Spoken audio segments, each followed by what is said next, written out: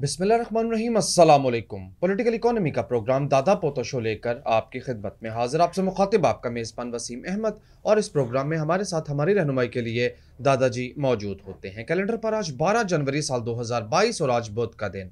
उसी पाक परवरदिगार के लिए तमाम तारीफ़ें जो तमाम जहानों का रब है। नबी करीम सल्लल्लाहु अलैहि वसल्लम की ज़ात अक़दस पर बेशुमार दरूद व सलाम।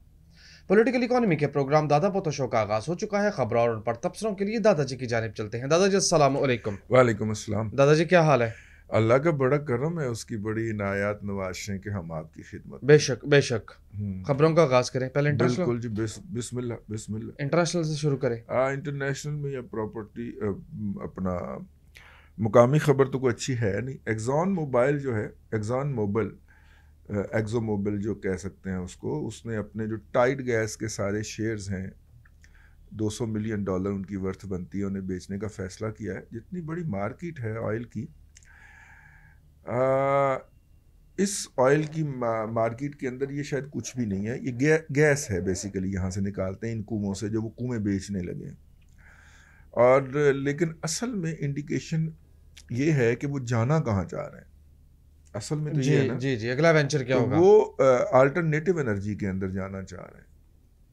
हम उस दौर में बैठे हुए हैं कि जहाँ पे अक़वाम आलम जो हैं वो अल्टरनेटिव एनर्जी के जो ज़राए हैं उनकी तरफ मूव कर रही हैं, उनकी कंपनियां मेजर जो हैं।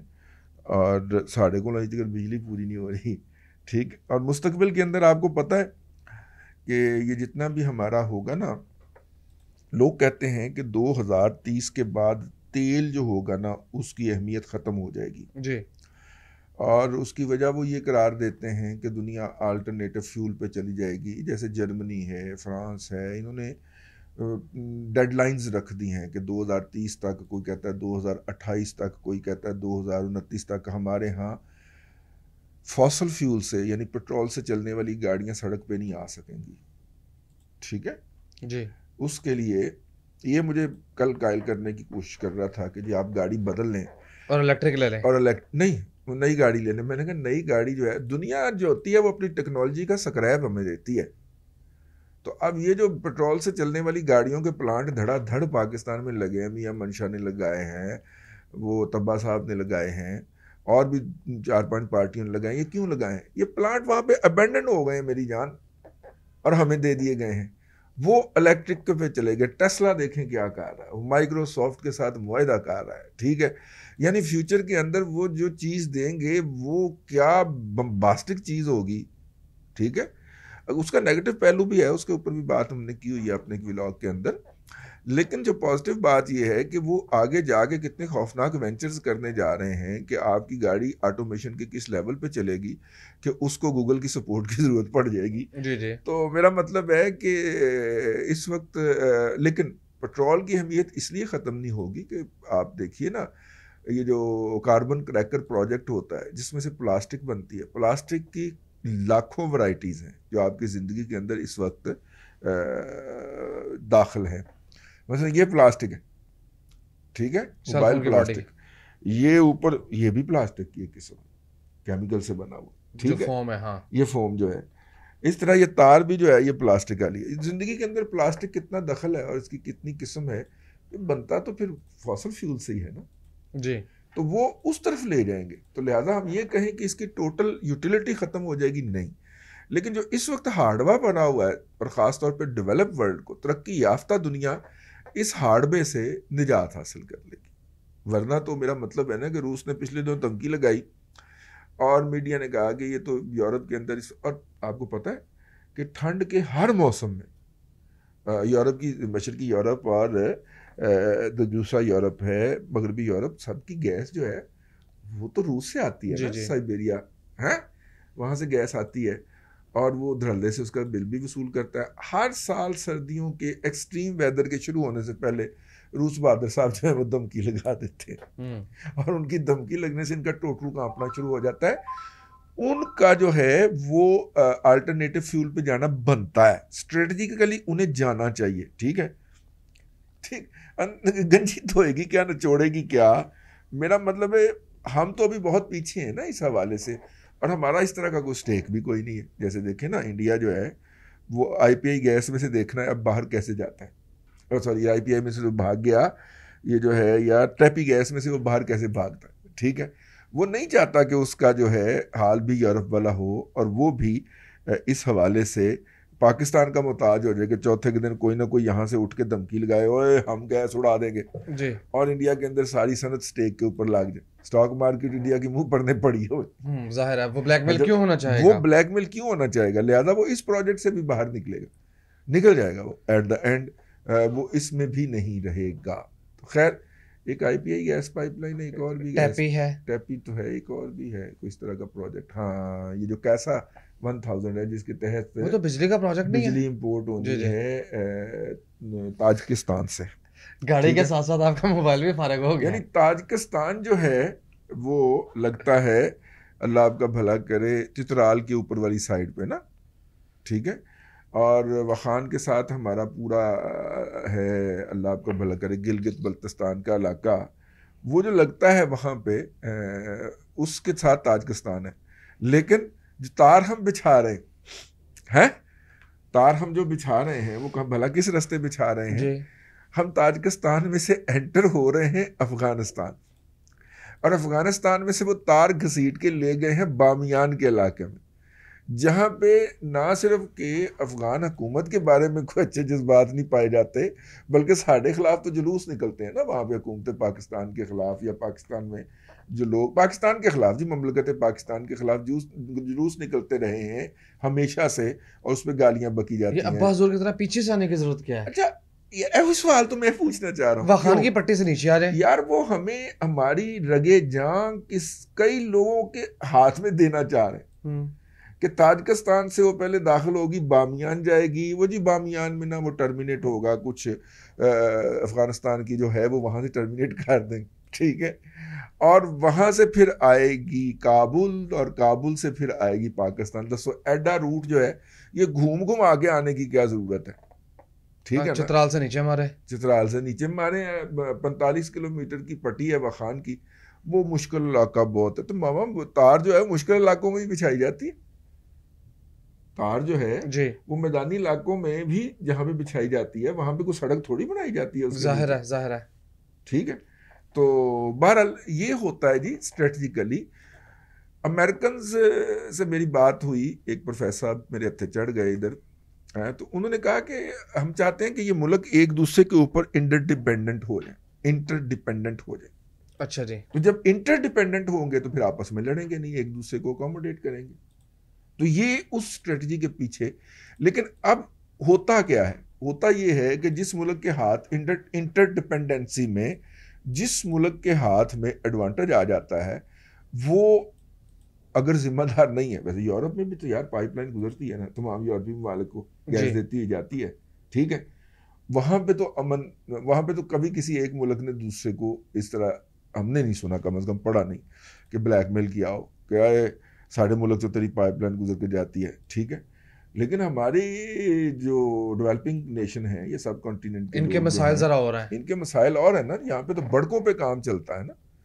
यहाँ पे तो एमएलए जो है इंडिया का, वो उस दिन वो वीडियो किसी ने शेयर की हुई थी, वो खड़ा होकर जनाब मुसलमानों के खिलाफ तकरीर कर रहा है, और जब उससे पूछा गया या पूछा जाएगा कि पहना है कि, तो उन्हें कहना जी वो मेरा पॉलिटिकल मामला है, मेरी कॉन्स्टिट्यूंसी के मसाइल। तो यहाँ पे जहाँ पे एक नेशनल और इंटरनेशनल और इंसानी मसले को हम कॉन्स्टिट्यूंसी पॉलिटिक्स की नज़र कर सकते हैं, तो हम कितने के जिम्मेदार लोग हुए इस हवाले से। तो खैर, और हर तरफ यही है, मैं मतलब कि उनको कोई सिंगल आउट नहीं करना चाह रहा, लेकिन ये है जी। ऑयल की दादाजी जब टाइम ज़्यादा कंज्यूम कर गए, लेकिन मैंने कहा एक इशू जो है वो इस वक्त दुनिया के अंदर नई डेवलपमेंट हो रही है, तो हम अपने लोगों तक पहुंचा दें। अगली खबर, अभी मैं ऑयल से बाहर नहीं जा रहा। इंटरनेशनल मार्केट में जब ये परसेप्शन डेवलप हुई कि ओमिक्रॉन का इम्पैक्ट महदूद है, तो उसके बाद ऑयल की कीमत 4% बढ़ गई, और ब्रेंट जो है बेंचमार्क यूके ऑयल भी जिसको कहा जाता है, वो $84 फी बैरल का हिस्सा भी क्रॉस कर गया। लो जी, फिर खबर पहुंच गई होनी है इमरान खान को जी, ऐसा फिर कुछ 4-5 रुपए बताएगा। चलो अगली ऑयल की खबर। हाँ। मॉर्गन स्टैनले ये कहता है, ये जरा खबर का मुझे भी मतलब समझाएं, oil to see triple deficit in second half of calendar year 2022। हाँ जी, ऑयल की कीमत, जो ऑयल की जो पैदावार है वो कम होने जा रही है। अगर आपको याद हो तो प्यूटन की MBS से एक मुलाकात हुई थी, जी अगर याद हो। उसके बाद S-300 S-400 जो था वो ख़रीदने का उसने इशारा दिया था रशिया से। ठीक है, पहले दोनों की लड़ाई हो गई थी आपस में, फिर 1-on-1 मुलाकात हुई थी, अगर मैं आपको याद दिलाता फिरूं। उसके बाद उन्होंने कुछ आपस में वादे वईद किए थे और पेट्रोल की क्रूड ऑयल खाम तेल की कीमतें एक जगह के ऊपर स्टेबल कर दी थी। अब उस के बाद और उसके फ़ौरन बाद आ गया था कोरोना। जी। तो वो जो उन दोनों की अंडरस्टैंडिंग हुई थी वो सिरे नहीं चढ़ पाई थी। ओके, कोरोना आ समझ गया, लगी हाँ, ना? ऑयल माइनस में गया। अब कोरोना के ऑयल फिर नीचे चला गया। अब वो वाली जो अंडरस्टैंडिंग है जिसके तहत प्यूटन का ख्याल था कि ऑयल के ज़रिए आप जो इनको अमरीकियों को सस्ता दे रहे हैं, उसने कहा कि यार हम तो उनके ग़ुलाम होते हैं, तो हम तो उनके ना नीचे लगे हुए हैं। तो उसने कहा किस वजह से नीचे लगे? तो उन्होंने कहा जी वो दिफा शिफा का मसला। उन्होंने कहा साढ़े को ले लो। ठीक है, ईरानी और हौसी जो हैं वो रॉकेट बड़े मारते हैं। उसने कहा हम आपको S-300 दे देते हैं, S-400 दे देते हैं। अब तो S-500 भी उन्होंने कर लिया। लेकिन MBS जो था उसने कहा कि जी हमने $20 बिलियन लगाना है अपनी डिफेंस इंडस्ट्री के ऊपर और हम ये लोकल बनाएंगे। अच्छा जी, हम ये लोकल बनाएंगे। लोकल बनाएंगे। इसके ऊपर रशिया दबक गया। उसने कहा जी अगर हमने बनाने की भी टेक्नोलॉजी आपको दे दी और आप होते हैं अमरीकियों के गुलाम, तो हम तो लगे गए, तो लिहाजा नहीं ये आप हमसे ख़रीदें। तो वो डील तो गई टूट। अब सऊदी अरब जो है वो साउथ कोरिया से ये जो एंटी रॉकेट सिस्टम है ये लेने लगा है। वैसे बाय द वे उसने इसी तरह का एक निज़ाम उसने जो लोअर लेवल का बनाया हुआ है, अल्लाह आपका भला करे, तुर्की ने जी उससे ले लिया। आजकल तुम्हें पता होना चाहिए मैं कहाँ कहाँ क्या क्या पढ़ता फिर जी जी। ले लिया उससे। तो वो लगा भी लिया है और इस वक्त हौसियों से आने वाले जो रॉकेट हैं उनके ख़िलाफ़ वही एक है काउंटर। तो चूंकि हौसियों ने भी ईरान के बनाए हुए रॉकेट इस्तेमाल करने होते हैं तो वो टेक्नोलॉजिकली इतने एडवांस नहीं है, तो इसलिए वो 10 में से 9 रॉकेट तो वो रोक लेते हैं। एक आदि आता है आगे जो कि आगे कहीं लाग लुग जाता है और फिर वो तबाही फिर जाती है। तो वो एक भी ना गुजरने पाए, इसका वो कवर बनाना चाह रहे हैं रॉकेट का कि अगर हौसी कोई रॉकेट छोड़े तो उनका एंटी रॉकेट जो रॉकेट होगा वो आके उसको तबाह कर फिजा में तबाह कर और दे। 100% तबाह कर दे। वैसे 100% वाली कैपेसिटी जो है वो S-500 में भी नहीं है, ओके। S-400 में भी नहीं है। ठीक है, और 100 और इवन जो सबका बाप है इनका इसराइल, उसने जो बनाया है उसमें भी नहीं है। तो फिर सऊदी अरब मैक्सिमम क्यों अचीव करना चाह रहा है? सऊदी अरब जो है ना वो फ्यूचरिस्टिक पॉइंट ऑफ व्यू से मैक्सिमम अचीव करना, आइडियलिस्टिकली सोच रहा है। वो अपनी इकॉनमी को एक्सपेंड करना चाह रहा है और असला साजी उनका ख्याल है कि वो होगी। इन्होंने क्लाशनकोफ की जो अगली एडवांस शक्ल आई है ना उसकी फैक्ट्री भी लगाने की रशिया को रिक्वेस्ट की थी, लेकिन रशिया ने कहा कि नहीं, ये हमने आपको टेक्नोलॉजी नहीं देनी, हम आपको गन बना के दे देंगे। लेकिन यार सऊदी अरब कितना अमीर मुल्क जी, कितना अमीर मुल्क काफी अमीर मुल्क है। हाँ जी, है ना, हमसे को 20 40 50 गुना उसके रिजर्व भी होंगे, डेफिनेटली। उसकी लाइबिलिटी भी हमसे कम होंगी। ठीक है यार, तू हम शहजादों को नहीं मुलायजा कर रहा हम भी बंदूक लेने जा रहे हैं। जो पूरी हमारी फोर्स है ना इस वक्त उसकी जो मौजूदा G3 है वो हमने रिप्लेस करनी है। अच्छा जी। ठीक है, और हम जो है वो तुर्की से परचेज कर रहे हैं। पैसा बड़ा है ना सही है। व्हाट्सएप पे कहना है नहीं पैसे भेज दो, जो नहीं भेजेगा वो गद्दार है, मोदी का यार है और इसको साजिश के जरिए हुकूमत से उतार दो। जो आगो सवाल करेगा भाई ने आप बना लो, OPF POF ਨੂੰ ਅੱਗ ਲਾਣੀ ਜੇ है उत्थे बना लो, उनसे टेक्नोलॉजी ले लो। वैसे बात चली है कि जनाब पायन कि हमने 5 लाख खरीदनी है तो 1 लाख आप दे दें, बाकी 4 लाख बनाने की टेक्नोलॉजी दे दें। टर्कश इसके अंदर अभी तक हिचर मिचर कर रहे हैं। अब की करा मैं यार, डिफेंस से 5-6 आर्टिकल पढ़ बैठा। लेकिन आप अपने शहजादे के कबालात देखें। जो हमारा वजीर आजम है, एक तरफ बैठा हुआ है प्यूटन, एक सुपर पावर का हेड, दूसरी तरफ है MBS, ये बीच में जाके कहता है मेरी 20 रुपए दी साइकिल ये वहां से भी मांग के ले आता है, उसकी कैपेबिलिटीज नहीं चेक कर रहे। नहीं सर, इसका तो और आगे कहता है बड़ा आला पैकेज मिला है, अड़ाला पैकेज मिला अगली खबर वो भला की कहते जी, ए साइकिल ले आया, ये 3 साल चला लिया फिर वापस कर दी वापस करनी ठीक है सेविल्स और गली तो बाहर नहीं जाना जी, ये अगर मैं इसको ठीक प्रोनाउंस कर पा रहा हूँ तो सेविल्स, हाँ, ये एक रियल स्टेट का इंटरनेशनल इदारा है, ज़ाहिर है आपके पास जब इसके अलावा कुछ है ही नहीं तो वही इदारे आएंगे ना। तो फिर रियल स्टेट वाले ही आएंगे। लानत भेजें यार, ये कोई खबर है करने वाली वैसे पढ़ने वाली? पाकिस्तान आ ये गया। दुख की खबर है यार, दादाजी सर आपको नहीं पता इस पे कितने ये खुश हो रहे दुख होंगे। की खबर है। सर को एक ही काम आता है, वो अपने साथ के इदारे वो पाए ना, गन्ना अपनी बनाओ ना जी, सस्तियां पै जाएंगी इस कौम के 4 बच्चों को तो रोजगार मिल कमीशन जाएगा। कहाँ से आएगा? हाँ, कैसी बातें कर तो रहे हैं सीधी बात ही कह आप? रहे अच्छा सॉरी, कराची में जो फेस मास्क है वो लाजमी करार दे दिया गया है। लाहौर में भी होना चाहिए, तो जो कराची में हमारा प्रोग्राम देख रहे हैं वो मास्क के बगैर घर से ना ना निकले। निकले। वर्ल्ड बैंक ने पाकिस्तान की जो जीडीपी ग्रोथ है वो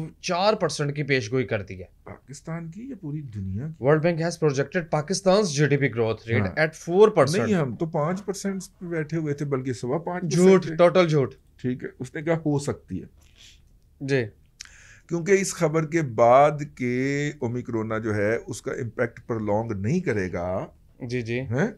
उसके बाद जो है अब एकदम दुनिया की इकोनॉमी के अंदर एक अपराइज आना है, यस, बूस्टर लगेगा।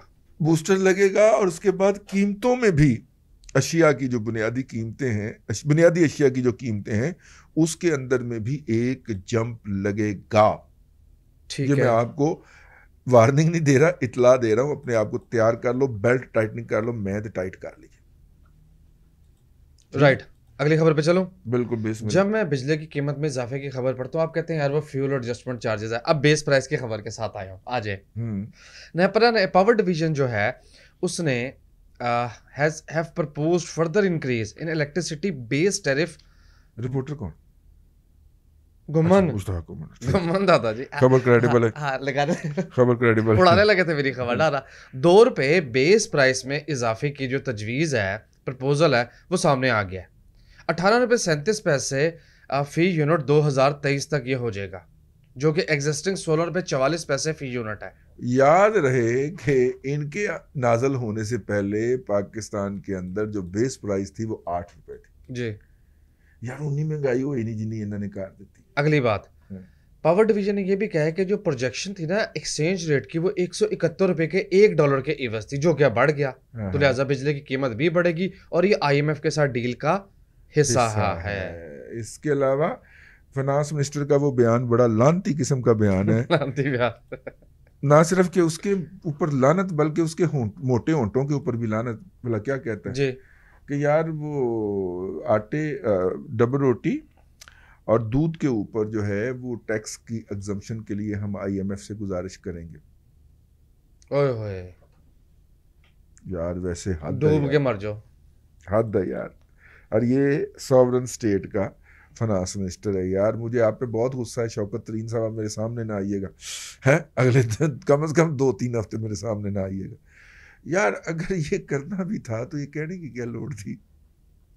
वो कोई हमारी इज्जत रहने दिया कर यार। हम मोहल्ले में कोई मुंह दुखाने जो गिरा है यार, रोजाना हमने यहाँ पे पेश होकर लोगों को बताना होता है कि नहीं यार कोई ऐसा मसला नहीं है, हौसला रखो, हम सॉवरन स्टेट हैं। यार तुम तो हमारे जैसे लोगों का भी बेड़ा गर्क कर देते हो। शौकत तरीन तेरा बेड़ा ही गर्क हो जाए यार।